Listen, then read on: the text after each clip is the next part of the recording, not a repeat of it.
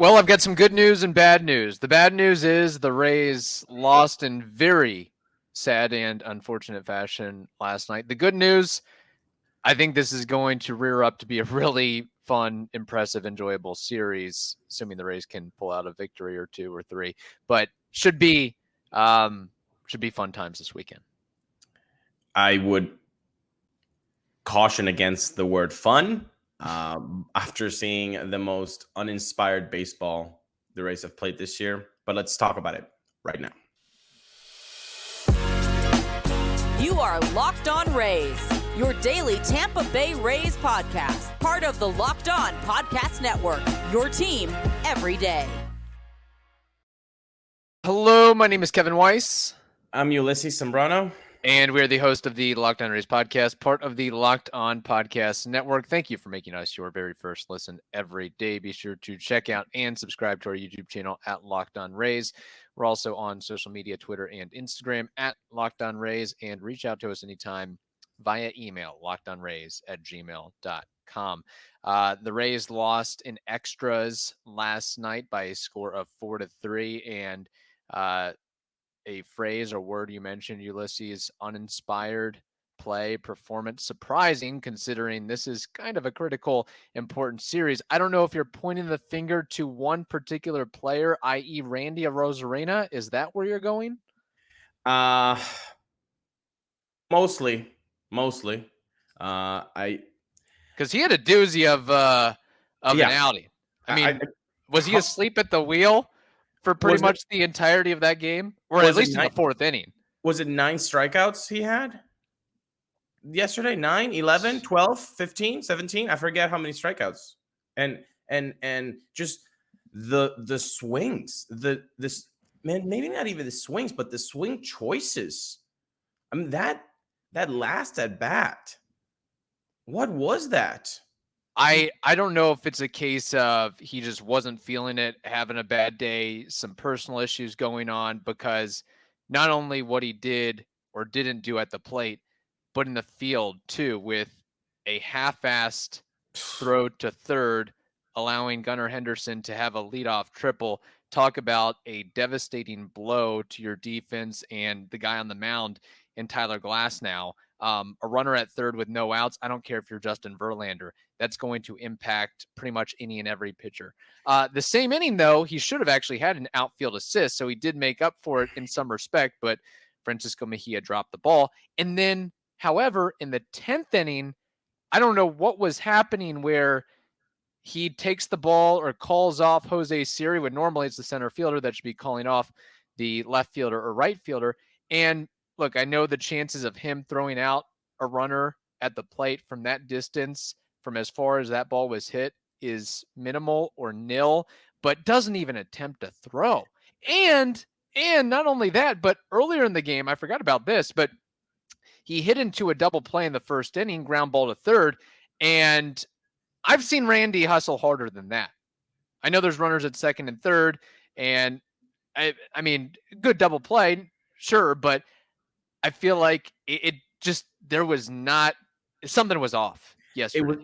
It was not a good day for Randy Arozarena yesterday. And that has to be said, because I think if you listen back to our episodes, we're Randy people. Like we and during the offseason, when very silly people were suggesting to trade Randy Arozarena, we said, this guy's like the motor of the offense. How are you going to replace this guy? But you have to also say that the bad things, and yesterday was a bad game. Overall,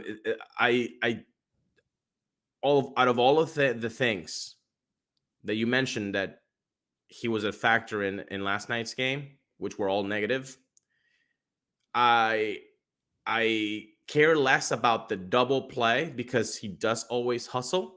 Right. And it did look like he didn't as much, but he still did. You know what I'm saying? Like, he gave it like an 85% Randy, which is sometimes 120% of other people. So that's my least of my concerns. But that throw from left field, that cannot happen. That's you willingly not doing your job. That's you willingly taking a play off. That's you willingly saying the play is over. The ball is dead. When it most certainly is not. Right. It is not. And also, was the research not done? Do you not know who just hit that ball? How they hustle? How they're hungry? Are you not seeing the turns they took from first? Are you not seeing the turn from second base? You get that ball in. You appreciate your pitcher throwing nasty stuff out there for the first 3 innings and looking amazing. You know that you haven't scored anything. So now it's an extra base hit, and you're just going to lob it like a dead throw? No.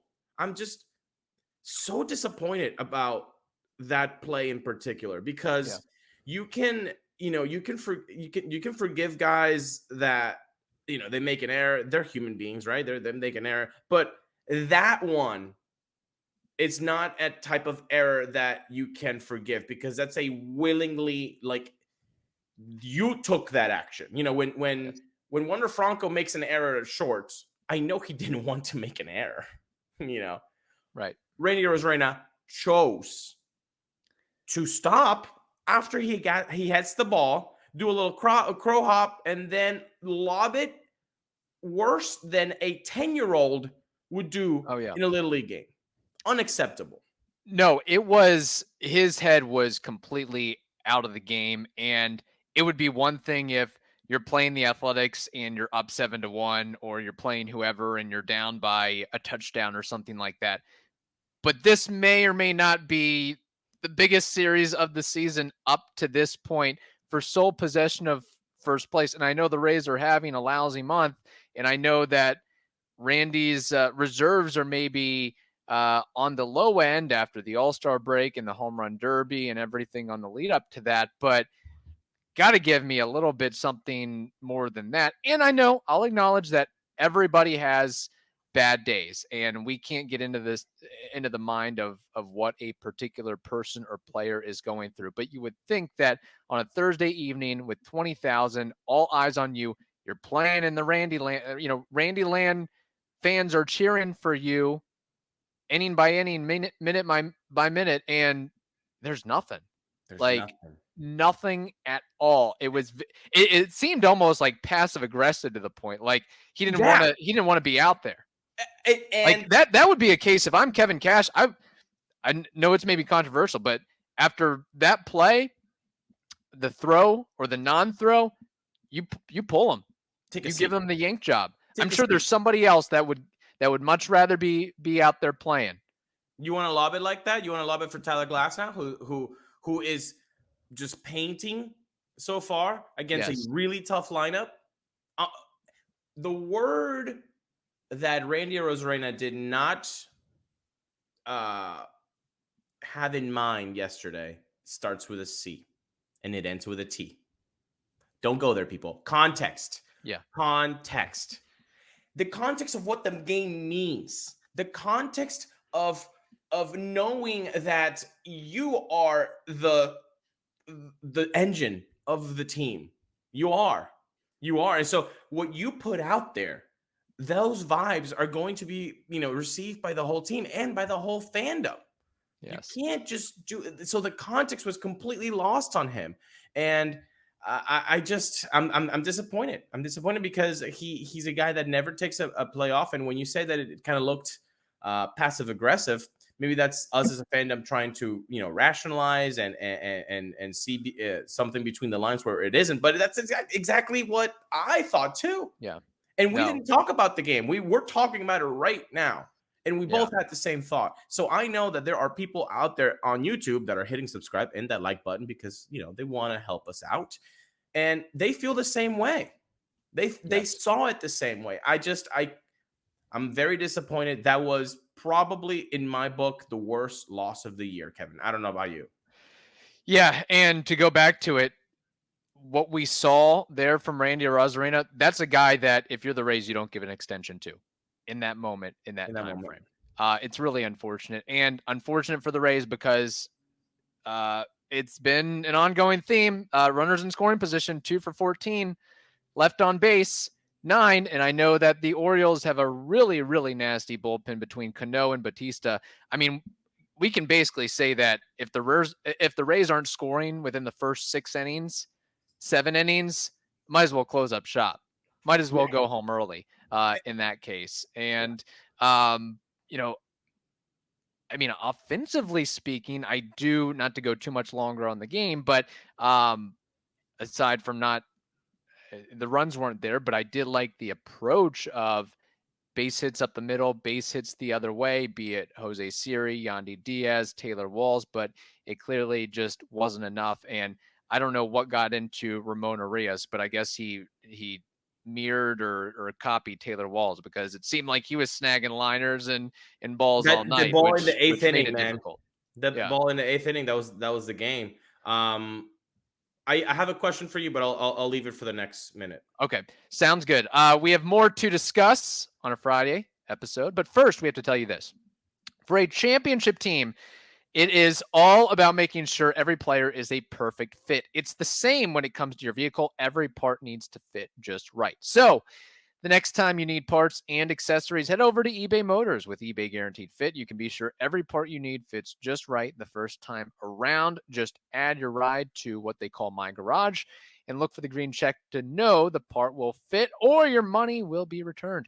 Because just like in the old game of sports, confidence is the name of the game. And when you shop on eBay Motors, that's what it's about too. With over 122 million parts to choose from, you'll be back in the game in no time. After all, it's easy to bring home a win when the right parts are guaranteed. So get the right parts, the right fit, and the right prices on ebaymotors.com. eBay Guaranteed Fit is only available to U.S. customers. Eligible items only as well, and exclusions apply. Did you watch the any of the post-game conferences? Because I just turned it off. I did not. I rarely ever watch the pregame or postgame antics and hijinks. No. Or like the clips after, like they put the clips on Bally Sports on the app, like they like the Kevin Cash and then. Oh no, I did not. I did not check those out. Either. But I'm Me sure. either. Okay. But my point is, I really hope somebody asked about that. And we know people in the media here in the area, and they're all lovely people. I just feel like sometimes they're too chummy they're too close to it. They're not the Boston media market, the New York media market, insert challenging Northeast media market here. They throw softball questions for the most part. And I get it. You have to have a good report. You're going to see those guys 180 some days in the year. I get that. But you can be respectful, you can be polite, and they can also, and you can actually grow that relationship so that it's also polite to them, right? They're doing a job too. They have to get the story. They have to get the words out of the player. So I'm saying this because I really hope somebody asked about the lobbing of the throw. I really hope so. That somebody asked about that. I really hope that somebody asked Cash about it too, and what he thinks about a player doing such thing. And the biggest question is, I know that tonight is Randy Land, and we're both going to be in attendance. By the way, shout out to 2 people of the Locked On Rays family, Ryan Hill and Austin Holloway, hooking us up with tickets for tonight's game. You guys are awesome. So thank you. We will see you tonight. I know it's Randy Land, and you can't fault the fans for Randy's attitude. But in any multiverse, do you see the chance of Randy being benched on a Randy Land day? Probably not, but I will say this. There was so much talk about what happened with Wander Franco and him being benched and being, quote, a bad teammate. What Randy Arozarena displayed last night, that's the definition of being a bad teammate, if I'm being honest. And I'll be really curious to see what was said or what happened in that clubhouse post game. And did Taylor Walls have a shot at turning? Because Taylor Walls also kind of slept on the play too. Yes, that's true as well. But I feel like it was more egregious of what 100% Randy did. And I'm glancing at the Tompkins story again. I'm not. I don't have it as a fine tooth comb per se, but it seems like Topkin is more referring to Taylor Walls not being as assertive on the advance as opposed to Randy, which is odd to See, me. on the play, I think it's like 80% on Randy. Yeah. The 20% is the Taylor Wall slice, which if you want to be a lawyer about this, which I am not, but if you want to be a lawyer about it, like that was maybe the most important thing. Like, hey, why are you giving your back to the runner? You should be, turned sideways. Like I guess if you make yourself be on the field, like he should have been looking at the stance, so that he could have some peripheral vision of the runner. He didn't have that.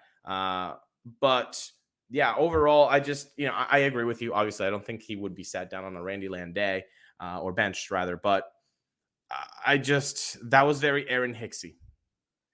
Yeah, with not good. With the Yankees, like just not okay.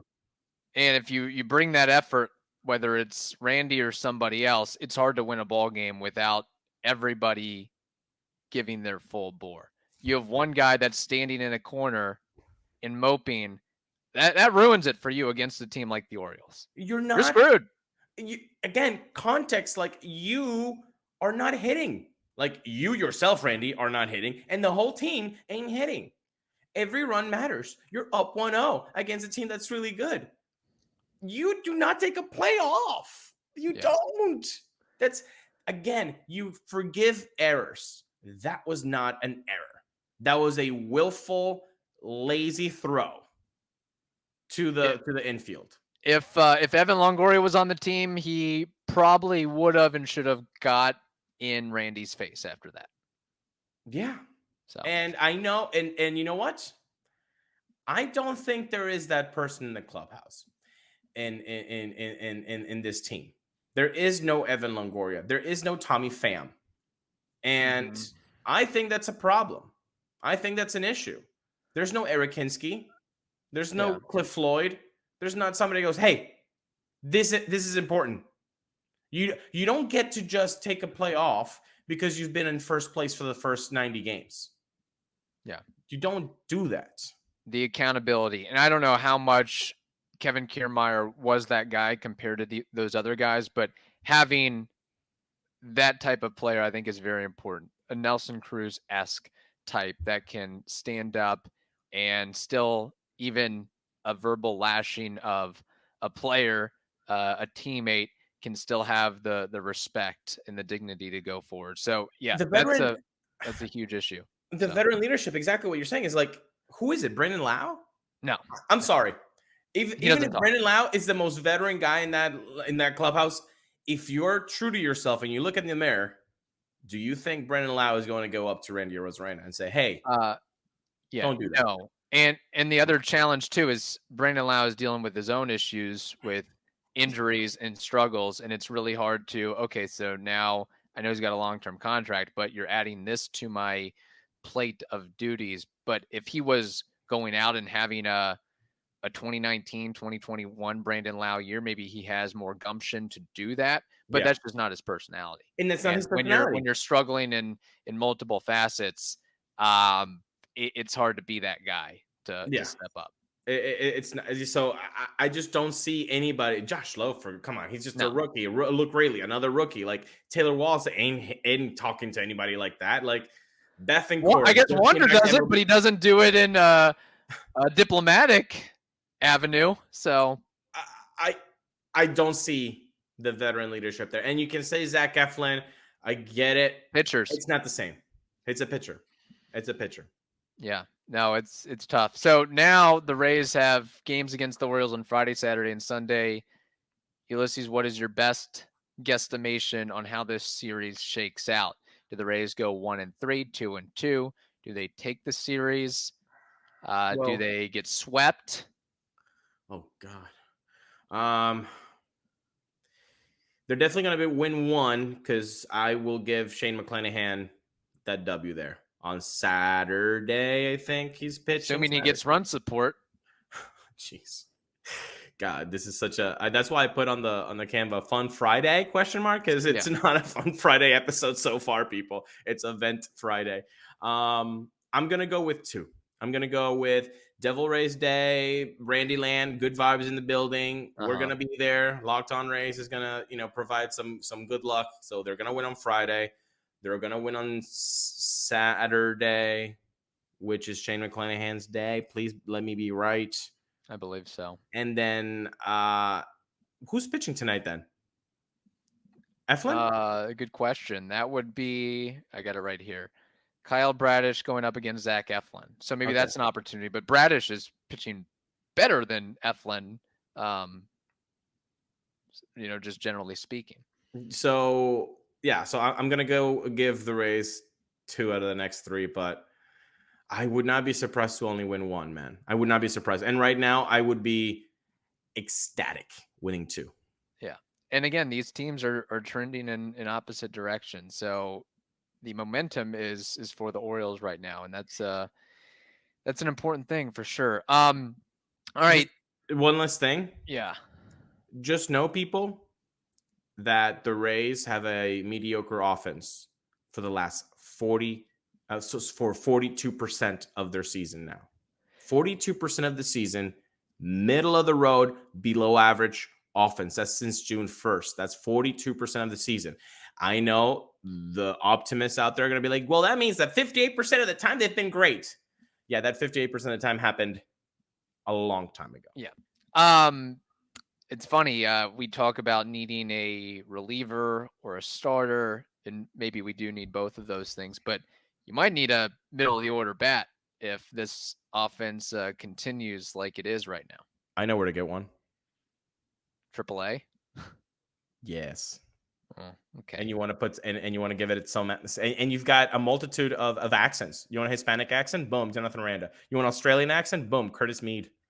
You got both of them, baby. You need something. Oh, you do need a spark. I don't know how reliable they'd be in the playoffs, but maybe something to. I said don't upset the apple cart, but maybe you want to shake it a little bit. Maybe you're at that juncture. Nobody can have a shortstop if Wander is hurt. Taylor Walls needs to be there. Are we just now giving Taylor Walls just the most important? You have the most important role ever. What? You didn't hear? They're actually putting a statue of Taylor Walls out there on September 23rd next to Evan Longoria and Aki Iwamura. The way they're treating him, it seems like it. There is not a realm of possibility that a guy that has been trending down steeply offensively since April 30th, that he just has a lockdown job. Wow. When did he get tenure? Already. Impressive. It's interesting. Speaking of Curtis Mead, would you make this deal? Would you trade Shane Baz, Curtis Mead, Xavier Isaac, and Marcus Johnson for Shohei Ohtani at the deadline? Yes or no?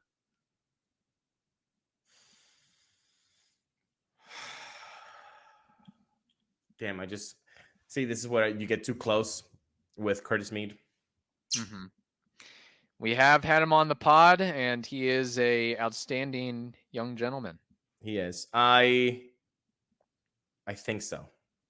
I agree. First of all, I don't know who Marcus Johnson is. By the way, this is not me just throwing guys into baseball trade values. This was a trade proposed or hypothetically pushed forward by ESPN. One of their writers and a listener reached out to us and figured, hey, let's mention it and talk about it for a couple of minutes. But I would make that deal a million times over. I know we're in love with Curtis Mead, but Curtis Mead isn't the only guy who may or may not make an impact for the Rays in the future. There's somebody named Junior Caminero. There's Kyle Manzardo. There's Carson Williams. There's so many guys. And it's Shohei. Yeah, it's Shohei. Here's your one chance to really, really go for it. I know the Rays are sliding and be better if they were healthier and in a better spot right now, but at some point you got to go for it. The Rays, it's like somebody saving their money their entire life and never spending it. The Rays have a ton of prospect equity. They always have, probably always will. At some point it's time to buy that fancy car, buy that fancy house, buy a toy or two. And I think there's something to be said for giving yourself a legitimate chance to win a championship. And if you win a championship, how much goodwill that builds up in the Tampa Bay area for future stadium build out implications. The tide turns when a team like the Bucks win a championship. The tide turns when a team like the Lightning wins a championship. So that could be a real rallying cry of, wow, they are really making an effort in landing Shohei Ohtani, not to mention all the attention you would get for the next couple months. And Mark Topkin brought up this really a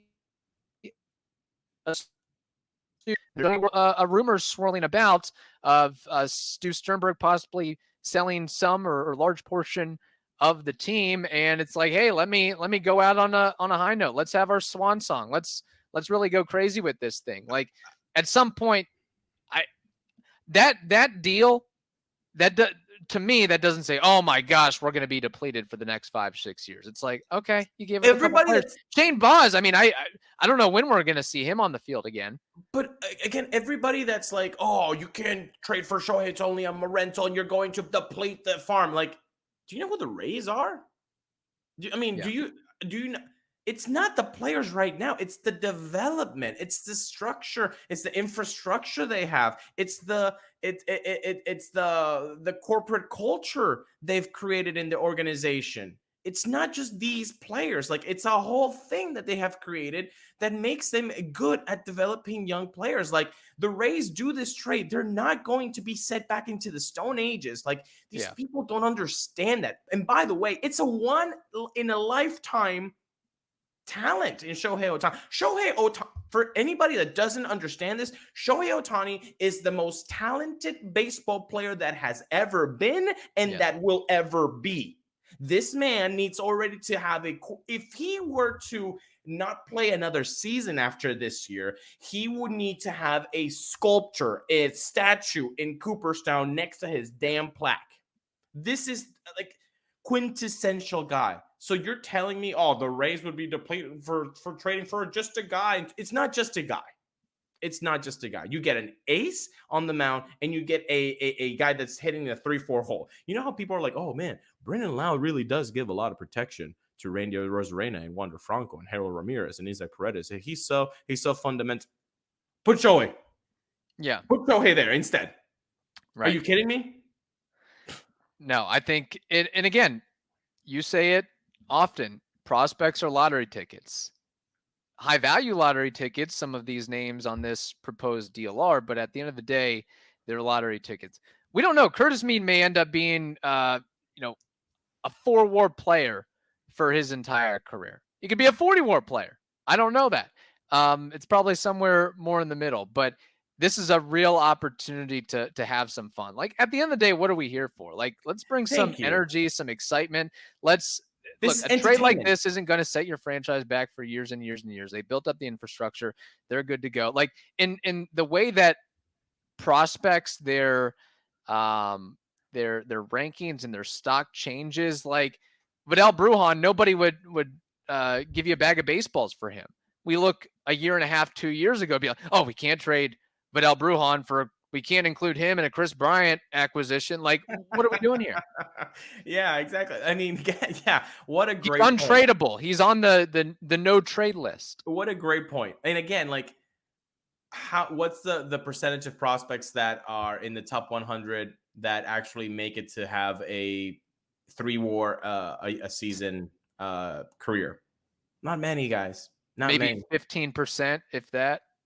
Just if you have time today, people, go look at the 2012 or 2015 draft.